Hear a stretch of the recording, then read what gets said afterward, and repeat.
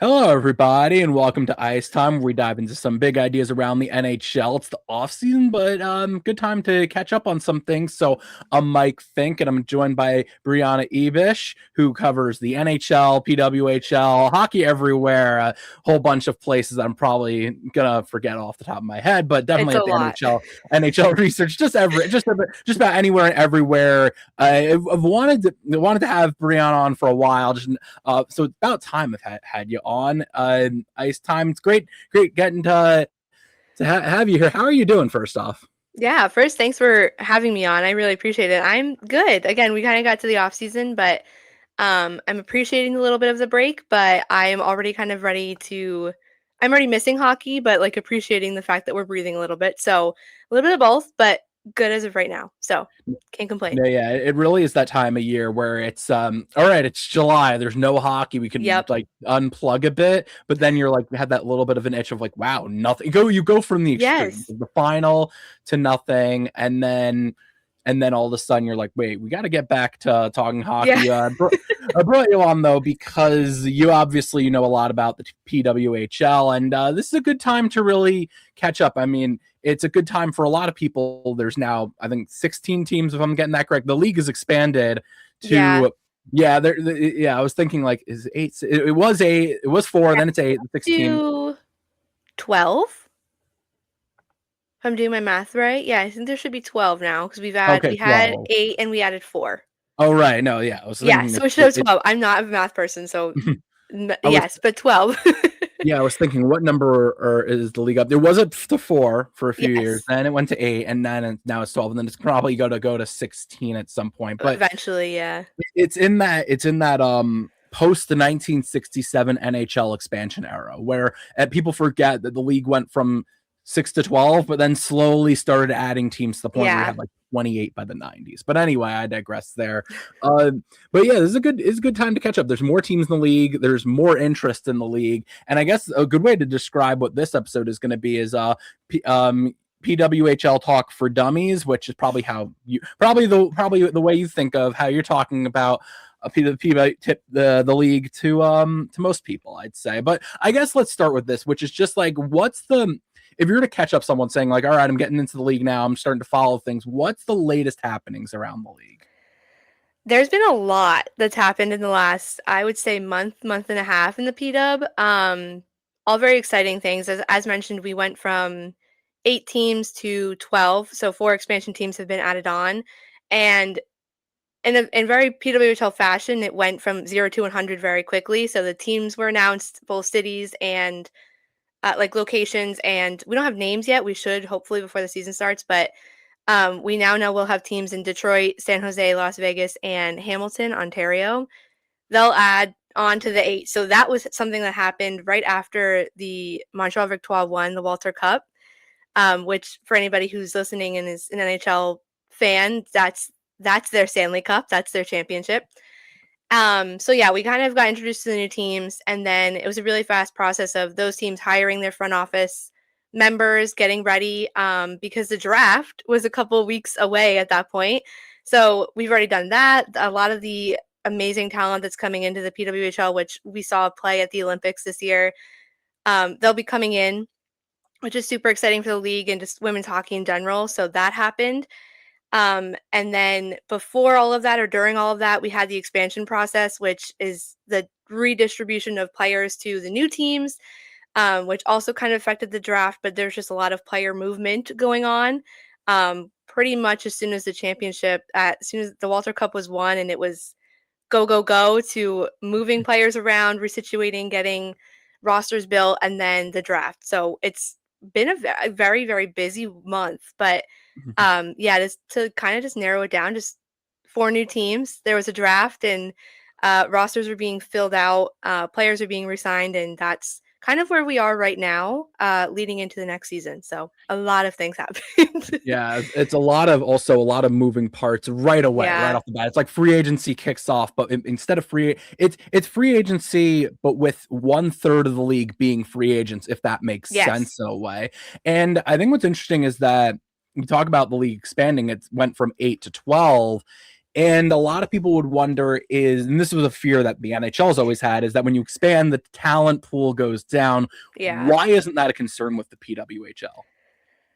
I don't know if it is a concern. I think because this is only going into their fourth season. So we've kind of had, I think every year except for the inaugural season, there's been a turnover, a big turnover because the first two seasons there was only 6 teams. And then we got Vancouver and Seattle added on for next year. And they also had an expansion there. That was a proper expansion draft. But still, all six of the original teams lost a significant amount of players. And then they came back the next season and still kind of did pretty well. So I don't think there's been a real concern yet because we haven't had to worry about it. I think the biggest worry for them that I've heard from like PWHL fans in general is just the expansion happening too fast. Because we've only had 3 seasons with the existing teams. Vancouver and Seattle's only really had one. So more of like the establishing the fan bases is probably the biggest worry.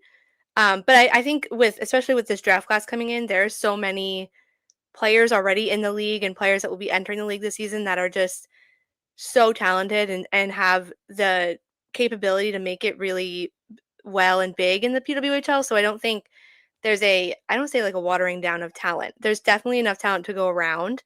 I think it's just more about how every team kind of adjusts every season. And I think after hopefully this year and going forward, we won't have as much overturn because there won't be as much expansion happening. And I think that will be when it kind of uh, pans out where we see the impact, if there's been an impact on the talent decreasing and how many players can go to each team, if that makes any sense. But Well, I think what makes sense from this is that the talent pool is so deep in yes. the PWHL. There was only when you only have 4 teams, you only have if your math's correct. I mean, math's correct. There's only so many roster spots, like Yeah. 180, 100, whatever, give or take. You have the same sort of thing with 8 teams. You only have so many roster spots and so many people really trying to fight for those spots. Yeah. And the talent pool is bigger to the point where you're not going to have to worry about that for a while. I think what's interesting is I think you might look, and that's the catch-22, where the league wants to get as many talented players into it at the same time, not go expand too fast. I think probably they're going to reach that middle ground of hitting a certain number of teams and then stagnating for a bit where you could actually settle down. Like let the teams play and figure out the rosters. Yeah, I think it's where we'll be again going into the season because I think the goal was to get to 12 teams and let it settle for a little bit. But I think it's just the hardest part has been the overturn of teams where like they'll have a really great season and the roster is perfect and then they lose half that roster in the expansion process and there's nothing you can do about it. Um, so I think the talent staying where they are for a longer time, I think will be very beneficial. Because the talent pool is really deep. It's just a matter of having a roster that's solidified for more than like a season. Um, is I think the goal, and I think we'll get there, thankfully. Because as someone who covers the league, it's a lot to keep up with about who's been where and where everybody goes, but it's also just I think more rewarding to see the teams have a roster that sticks together for longer than a season, especially when they're building towards something. So I think that's where we're going. And hopefully that's where we're going because that's what I think everybody would like to just have the stability a little more. But yeah. I I wonder if the PWHL would adapt an NHL, AHL, ECHL sort of format. Maybe they would. It's just something in the back of my head of like maybe in a few years that they would do something like that. Maybe they would do something like that just to say like, all right, we don't want to take away talent from all these teams. So let's just put each team gets an affiliate. And I guess a good example would be right now, let's say is New York's affiliate would be in Philly. So you have like Yeah. and then that's just an example. I'm just throwing that out there. I don't know if that's gonna No, happen. I I'm think curious about that. it would be a good idea though, because I think as of right now, each team gets 3 reserve spots. So, like, if somebody gets injured, you would sign that player to like a 10-day contract, and they play until the injured player comes back. But there is so many players, or there are so many players that are out there that could absolutely play in the PWHL, but don't have if they're not drafted or if they don't have a roster spot, the journey to get there is so much more difficult because there isn't like a league feeding into the PW. like the AHL is feeding into the NHL. There's no like league for them to play in while they're waiting for their time. And that's probably like way down the road, but I do think that would be something that benefits the league and the players as a whole. Is just like maybe you didn't like you're kind of on the cusp of a roster spot, but you still are in the system, and that's the place to do it because there isn't really a time and place for that at the moment. And I think that would benefit everybody around the clock just because everybody gets hit by injuries and the players of where you're pulling them from and the accessibility for them to like practice and stay up to like game form would be great. I don't think it happens in the next couple of years, but I do hope it's something they kind of consider, especially as the league grows and more players become involved and that kind of grows. I hope it's something they consider because it would be a very good idea. Yeah, that sounds like something that certainly that the teams, the owners of these teams would be happy with. If you look at when you look at the PWHL and you look at women's hockey, I guess the player that most casual fans or most hockey fans know about is Marie-Philippe Poulin. She's probably the star of hockey. Been the star, I would say the face of women's hockey for the past decade plus, and really certainly of Team Canada and Montreal. She was part of the Montreal victory, won an MVP. She, based on reports, is not going to be around next season. I mean, torn ACL or the injuries that it's like, and she's also older. So what the question I have is if she's not the star, I mean, she's not going to be in the spotlight next season and maybe not the star of the league next season or in the future. Who's the new face of the league? I don't like thinking about Pooh not playing. She has like the Sidney Crosby-esque about where I'm like, I've only known women's hockey when she's playing it. So it's very weird thinking about it without her there. Um, it's tough because I think there's so many now where like there's at least one star on the team. I think I'm probably like a recency bias, but a lot of people are now aware of Erin Frankel. She is the goaltender for the Boston Fleet, but she was also the goaltender for Team USA at the Olympics. And I always kind of like from watching the PW, I was aware of her and obviously how good she is. But I think obviously seeing those players on the world stage, you're kind of really eye open to, oh my God, she's amazing. How good is Erin Frankel? I I don't even have words. She's genuinely I remember watching she's been in with the Fleet for all 3 years and I directly cover the Sirens, so we see them quite often, but I just every time you face her or you see her, she's completely locked in, like nothing gets through her. And even if she has like a quote unquote bad game, it's nothing. She bounces back immediately and she's just literally one of the best goaltenders I think I've ever watched across women's and men's hockey. And she still has so much road ahead of her, which I think is why it's also weird kind of saying like a goalie might be the face of the league, but I think she's definitely up there on the list of players to like keep an eye on or watch because she has so much leeway and time to play and she's only getting better. Which I really think is crazy.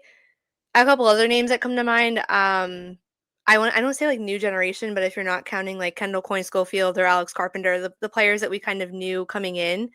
Um, Taylor Heisey with the Minnesota Frost, another Team USA player. She's been fantastic all 3 years she's played in Minnesota. She also only continues to get better.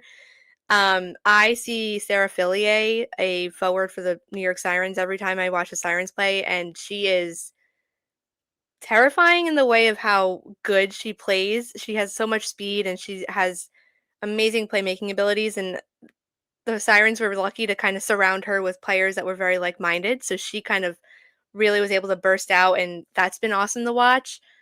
But there's the good thing about it is that there's I think at least one good star on every team, which has been great.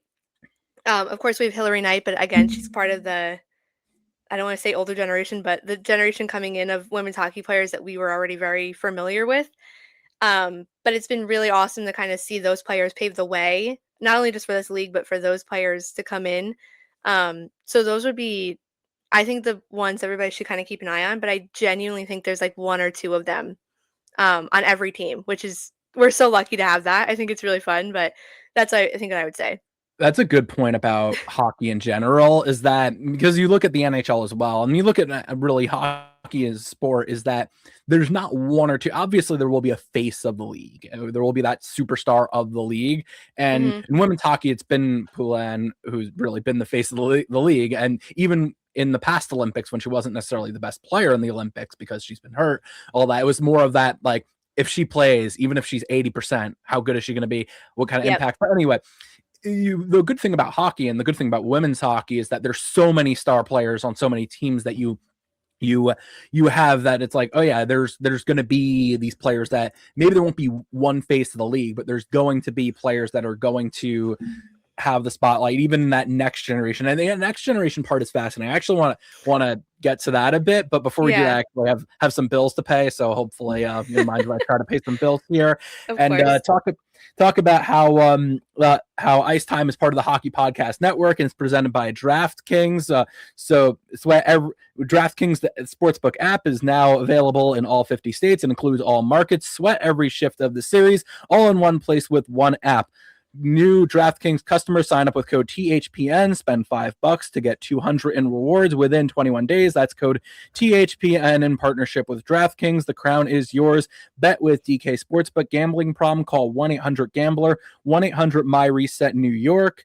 Call 877-8-HOPE-NY or text HOPE-NY. Connecticut, call 888-789-777. Visit ccpg.org. On behalf of Boot Hill Casino and Kansas Bet, tax through may apply in Illinois, 21 plus, void in Ontario. Event contract trading with DraftKings predictions involves risk of loss. Sportsbook bonus bets expire in 7 days. $50 in predictions dollars issued weekly for 3 weeks, expire in 1 year. Redeem non-withdrawal reward. Availability varies. Predictions offer void in New York. Ends June 28th. Terms at dkng.co/audio. All right, so actually, I don't have to talk about how it's the best of 7 series anymore on that, but I digress. The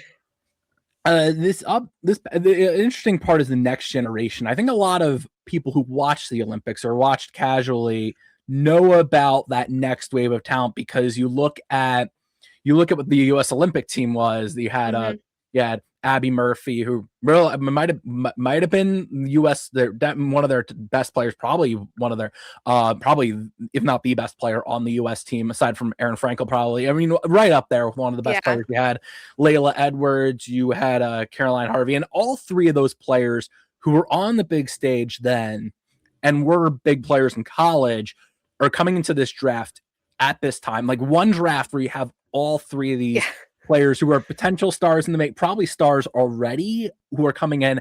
And when you have a draft like that, I wonder, is that the kind of draft where, especially you look at the top 3 or top 4 picks, because Layla Edwards went 4. So, and then 1 and 2 are Harvey and Abby Murphy. Is that the kind of draft that almost takes this league and puts it in another sphere?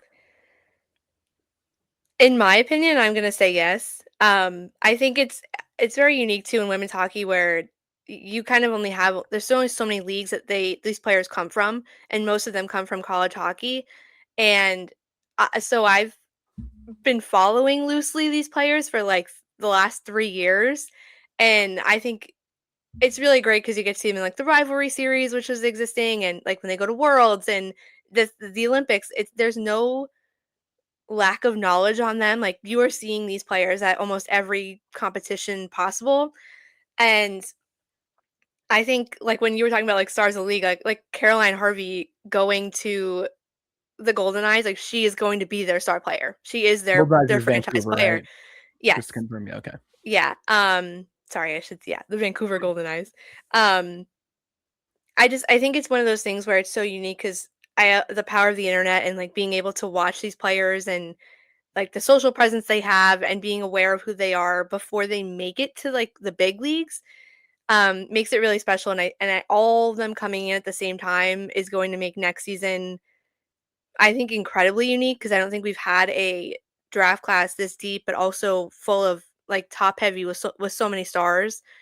I think it also makes it lucky because a lot of them did go to the expansion franchises, so it's really good for them to have a player of that caliber, both like name and playmaking skills, to have people go to those games and see them play for the first time, probably live. I'm very excited to see them all play live when they come play the Sirens. So that's going to be like the highlight of my season to see them all. Um, I do think it's another step up where they now had the foundation of the league being established before they came in, and now that they're here, I do think that puts the PW on a bigger map or a bigger scale, just because of the I don't even know the word I'm looking for. Just the weight they Stardom. carry, yeah, as players is so important, and I think that's just only going to carry with them onto a bigger stage where they play.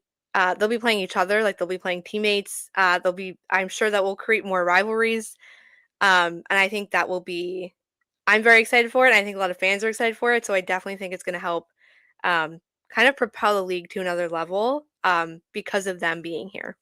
And I think what people wondered about is what kind of impact they can make in year one. Because you look at in the NHL, it's like Macklin usually rookies take time, and Macklin Celebrini Yeah. right away, and Matthew Schaefer right away. It's like, all right, they're difference makers, but can they're the type of players that can make that impact from day one, I'm guessing, right? Yeah, I think we've had again 3 years already, and I think every year when we named Rookie of the Year, that rookie Mhm. has completely blown everybody out of the water, but like also not completely unexpected because we knew coming in they were going to be great. Again, 2 years ago, I think now Sarah Fillier came in as a rookie, and we knew she was going to be good, but like not that good.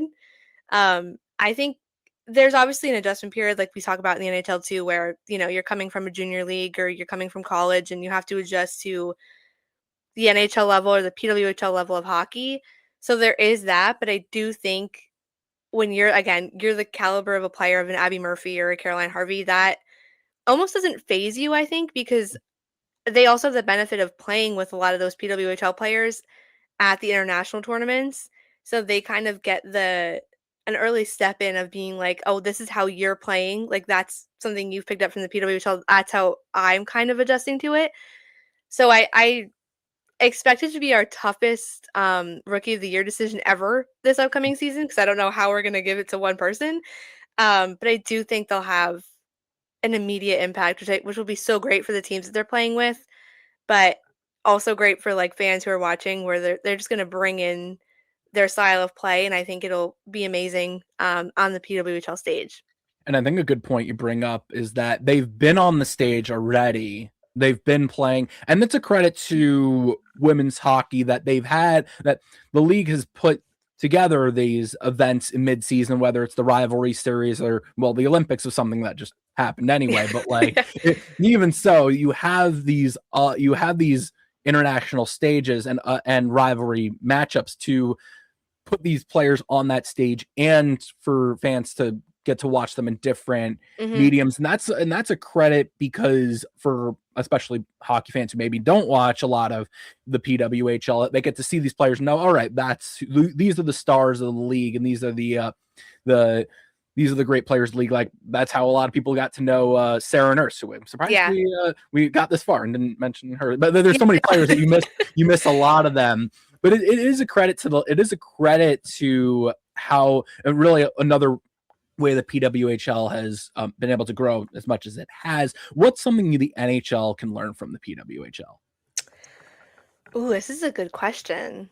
Um, I I think the biggest thing for me that I've learned, I think directly from mostly interacting with a lot of PWHL fans or like people in the space, um, they have made it a point in the PW to make it extremely accessible to watch the games, obviously because they're new and they want as many eyes as possible on them. And it's so great if you live in the US, you can like literally just pull up YouTube and stream any and all of the PWHL games. They save them, like the playoffs are all on there. It's so great. And I think I know there's money involved, of course there is, but I've noticed I think the last couple of years of the NHL is just the hoops you kind of have to jump through to find where a game is being streamed or being broadcast. Um, and I don't know if that's something they could learn, but maybe just I know the teams that have the free streaming services, like I think the Stars now have it, the Ducks do it. They've obviously seen success with that. And so I think it's kind of the basis of the fans want to watch the product. It's just a matter of letting them do it.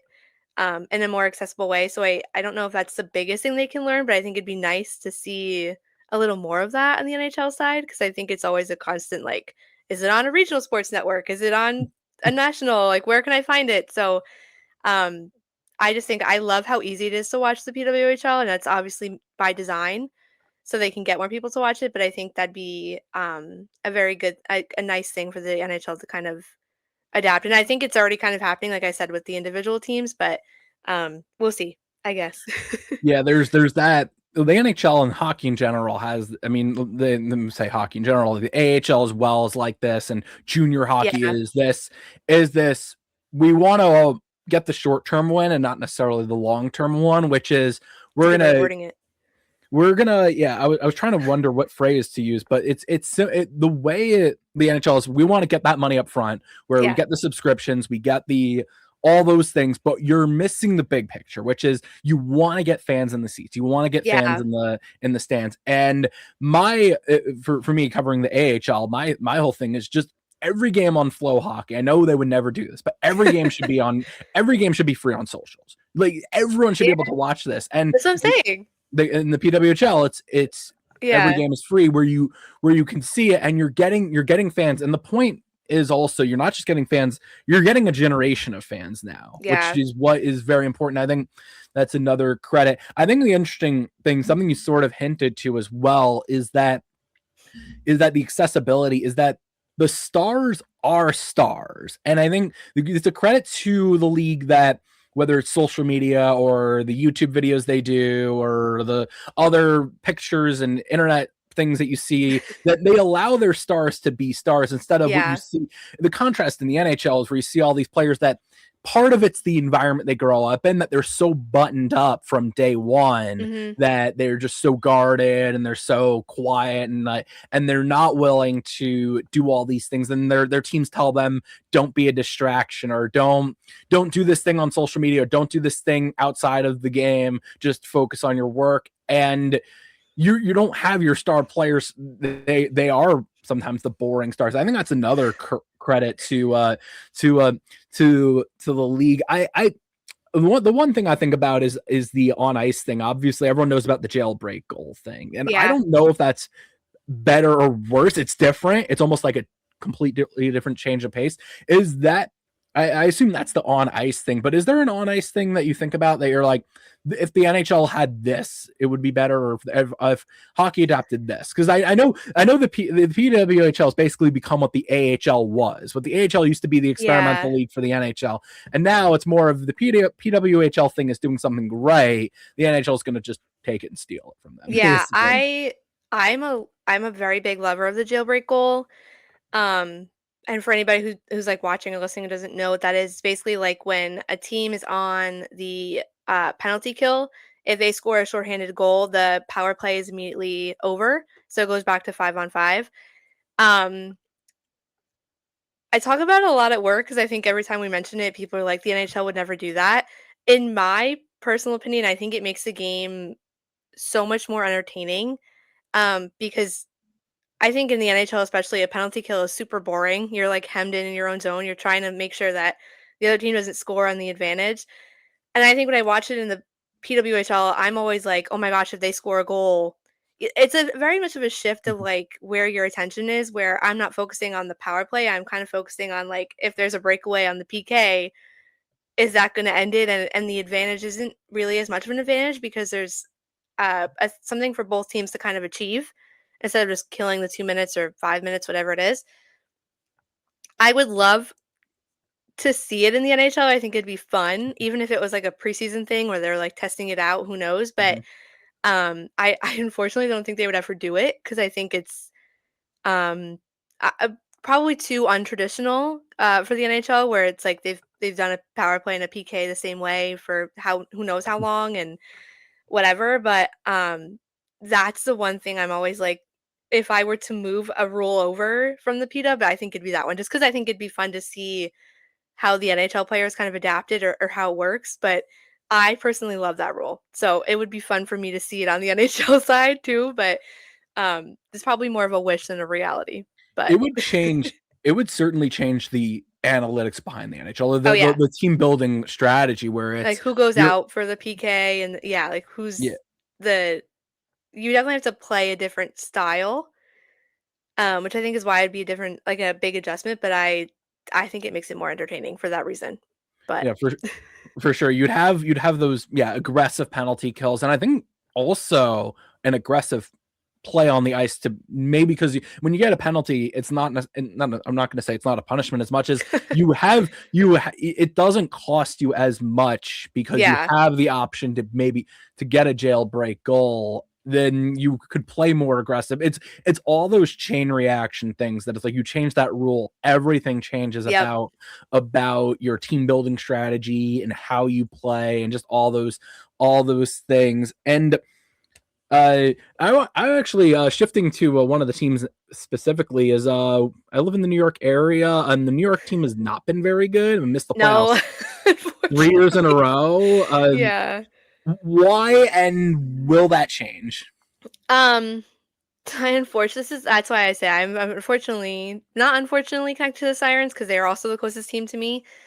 Um, they I think have suffered the hardest hits when we go through expansion.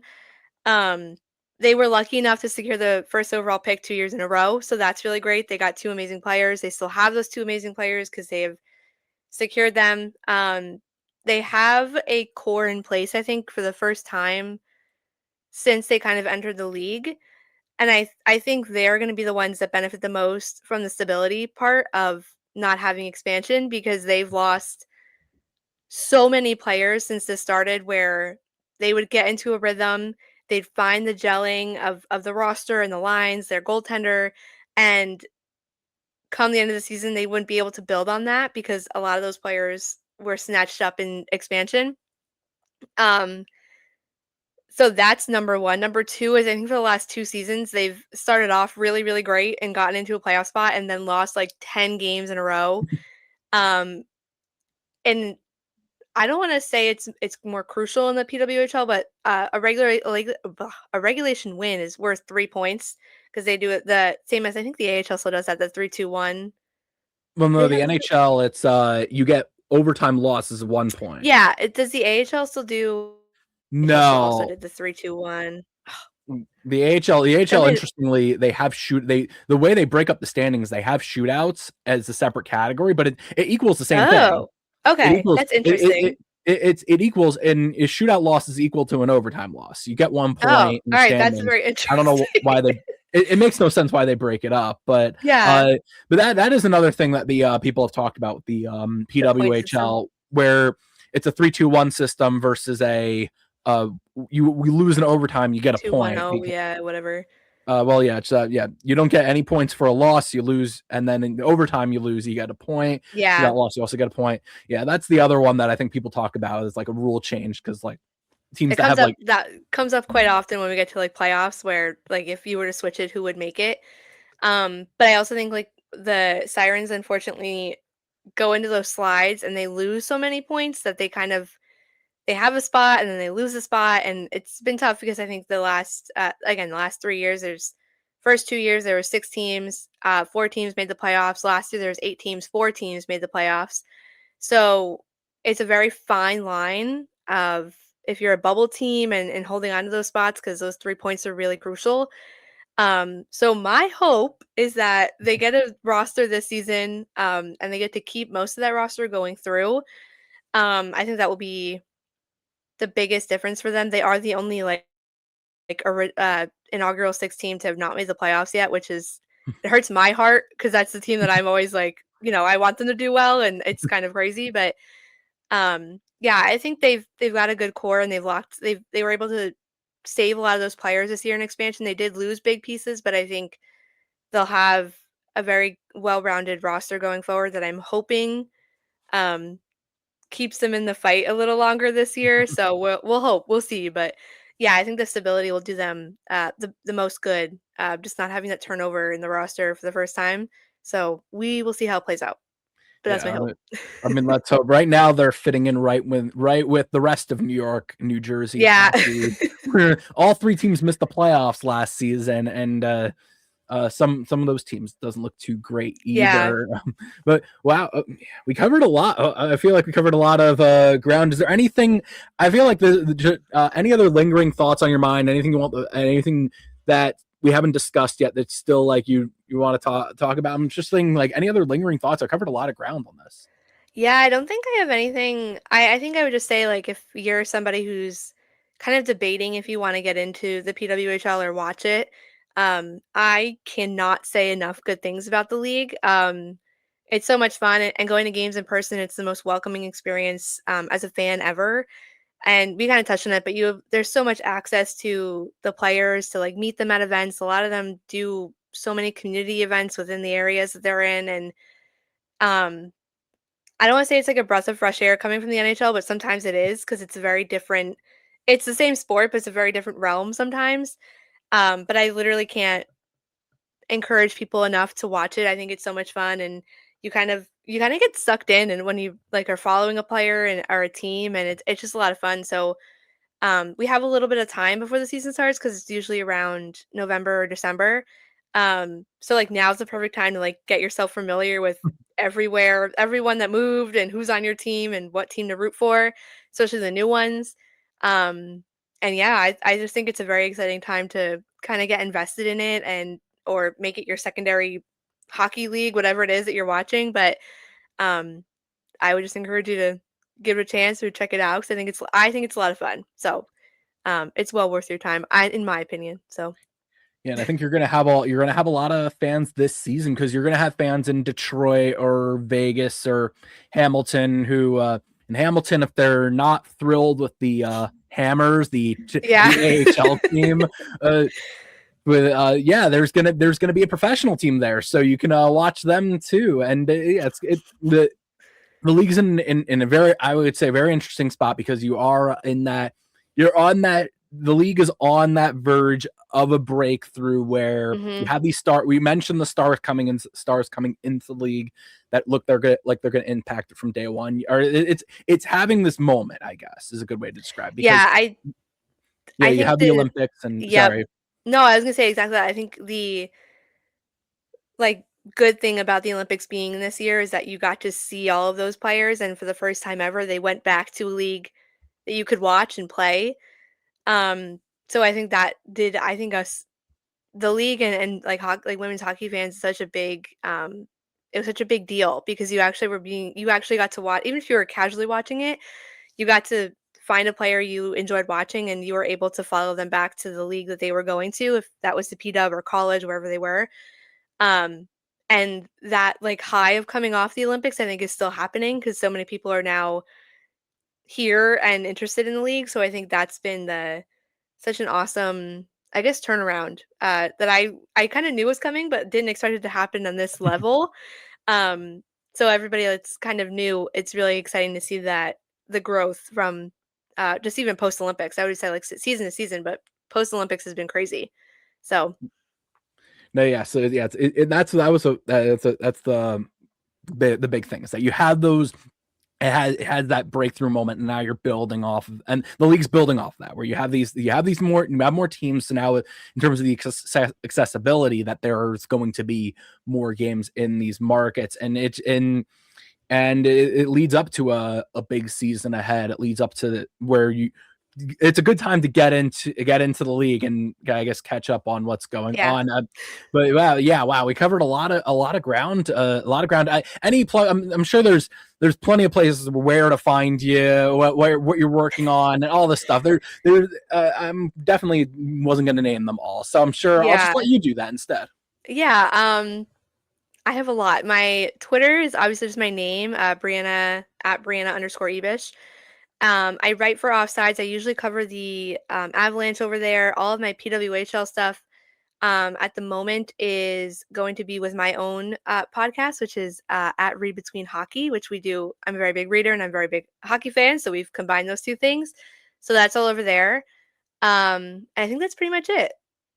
I think that I can think off my head, but yeah, that's pretty much where I am. But I think usually it's just my name. That's the username for anything on socials. But I probably do too much that I can't remember all of it. But those are the main points right now. So That's Yeah. it. And yeah, make sure to keep tabs, especially as the season gets going, especially as women's hockey gets going. I know I'll be try to be in touch because trying Yeah. to catch up on all this stuff. But yeah, really appreciate you hopping on. Really appreciate you joining, and got a lot a lot covered, a lot more knowledgeable on the PWHL, and so really appreciate it. But for now, that's all we got. We hope you enjoyed. Please like, comment, share, subscribe. Check out all the great content. Subscribe to Mike Fink Hockey Writer. That's the YouTube page that this is on. Also, check out all the great content at the Hockey Podcast Network. You could find a lot of great stuff there. And we'll tune next time, whenever that is, probably when Dylan Larkin gets traded or something like that. I don't know. It's a weird off season because I'm just like, weird. It's a hot trade summer. So whenever the next trade is, whenever that is, but make sure to tune in next time for another great episode. Thank you.